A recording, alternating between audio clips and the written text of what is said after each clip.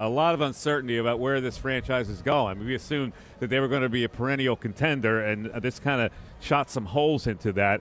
But let's see if we can scurry up some game balls for today. And listen, there's one game ball that you should give out. It's the one guy that really balled out today, and that was Devontae Smith. He came, he brought it today. He had 8 catches for 148 yards, 55 long, 12 targets.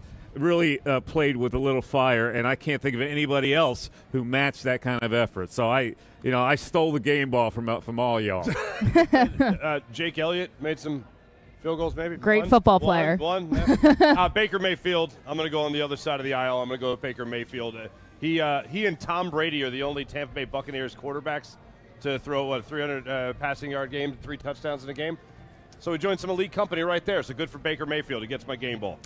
I'm going to go Devontae Smith as well because I feel like he's the only Eagle that didn't book a vacation for next weekend. I think they all came into the game and decided they're just not going to show up. Devontae Smith at least tried. I mean, on the defensive side of the ball, they couldn't even tackle or try to tackle. Devontae Smith showed up, and it makes me excited to see. Hopefully the trio reunites next year with A.J. Brown, Devontae Smith, and Jalen Hurts. It gets me excited to see just another year of Devontae Smith and what he can do because he clearly wants to play for this organization, and it showed tonight. Devontae Smith is a football player. Plain and simple, okay? I mean, if he was on anybody else's roster, he'd be wide receiver number 1, and we'd be talking about him the way we talk about A.J. Brown. Now, he brings a completely different skill set, but you can see the competitive nature. To be 165 pounds, to win the Heisman Trophy in the NCAA, to be a first-round draft pick, and on a team where A.J. Brown gets the majority of the focus, he's still come up with back-to-back 1,000-yard seasons and went out tonight and stepped his game up when everybody else around him looked like they were disinterested. Here's this 165-pound kid that's out there just giving you everything that he's got. He's been not only a game ball type of guy, but, I take that guy, in a dark alley any day of the week because I know with him we either coming out together or we both coming out together in a damn box. Devontae Smith, boy, he is a true baller, man, no doubt about it. All right, let's close out this segment and this show with a discussion on what's next for the Philadelphia Eagles. Now, John McMullen doesn't share our majority view that Nick Sirianni will not be back as Eagles coach. I don't know, maybe Lurie does go another year with him. I certainly think when you preside over a meltdown like this, you don't have the trust of anybody. So I would be shocked if he is back, and we'll probably see that in the next couple of days. But what is this team right now, Farsi? Where are they? We assumed that they were going to be a perennial contender, but this kind of shot some holes in it, and I don't know what to think now. Well, one of the comforting thoughts I had after the Super Bowl loss, unfortunately, last year was that this was going to be a team that was going to be back, and they were going to be back often. They were going to be in a position to get to many Super Bowls over the next couple of years. Now they're in a situation where they're going to be looking for a new head coach. Nick Sirianni has coached his last game as a Philadelphia Eagles head coach. As far as I'm concerned, there's no way you lose a locker room. There's no way you lose games the way they did to wind down the season and expect that guy to come back and recapture the locker room, now going through a rebuild with the veterans going out. So unfortunately, I see a lot more of the same over the next couple of years here with the Philadelphia Eagles. What I'm hoping is that this huge regression by the organization trickled down to Jalen Hurts, and it wasn't just Jalen Hurts all of a sudden just being a terrible quarterback. I hope that it goes in a different direction, but I do think they're going to make a hire for the new defensive coordinator, new offensive coordinator, new head coach, and most likely that new head coach is going to be someone very similar to Nick Sirianni's background. Not a lot of experience coming to the table, but a guy that they can have a lot of control and a lot of influence over from the top down, from Jeffrey Lurie, his analytic department, to Howie Roseman, to the head coach, to the rest of that locker room. More of the same coming up for the Eagles. I really hope you're wrong because I think there's so many talented head coaches just on the table right now that you look at this Eagles team and you say, okay, there's no way they can bring these coordinators and Nick Sirianni back. Not only did they coach a terrible game and coach a terrible second half of the season, clearly the players just don't want to play for them. They don't want to put their bodies on the line for them. To me, I want them to pick up a high-profile head coach. We named some names, Eric Bieniemy, Bill Belichick. Don't think it's going to happen. That's what I want them to do.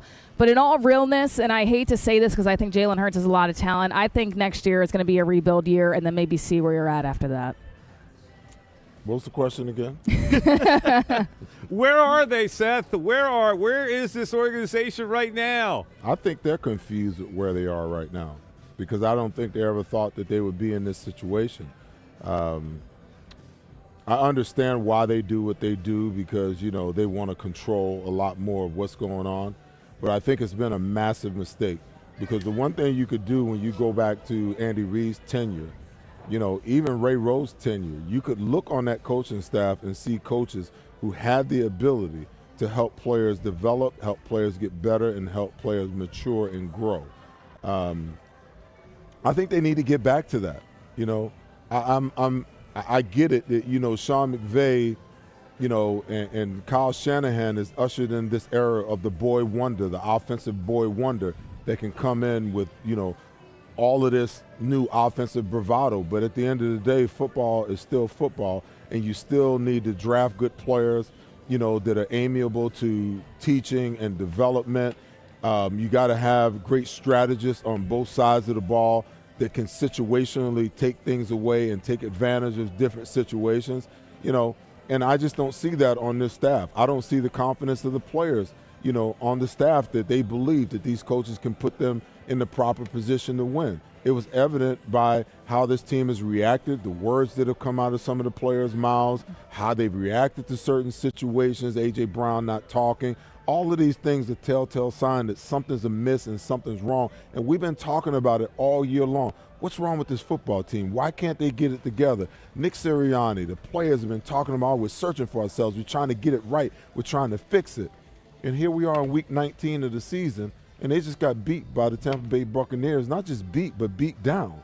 And for the last 7 weeks, they've gone completely the other way. They've lost 6 out of the last 7 games for a team who went to the Super Bowl last year, came into this season with a Super Bowl or bust mentality, and they've completely fallen on their faces. And the head coach, the chief problem fixer, can't come up with a way to fix it.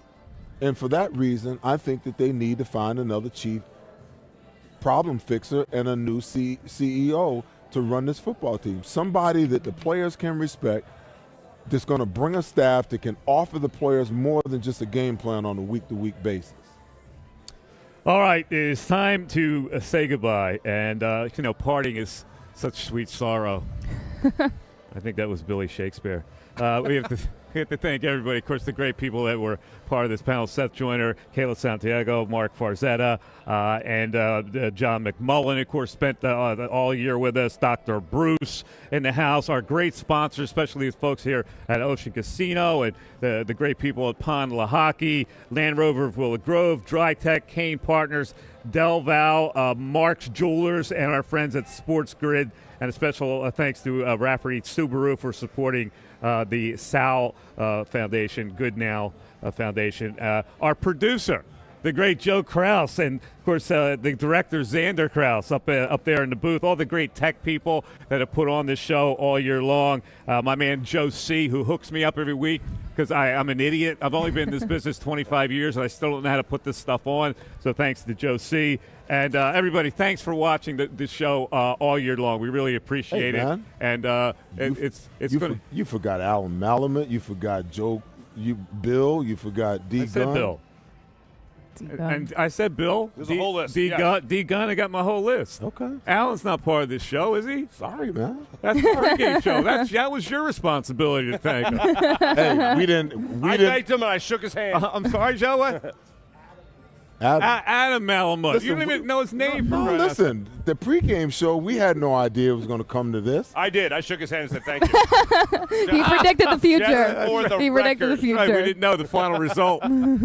Thanks again, everybody, and hopefully we'll be back next year with you. We hope you enjoyed what we had to say. We didn't hold back. That was the one mission we had on this show. Don't hold back, and we didn't hold back tonight.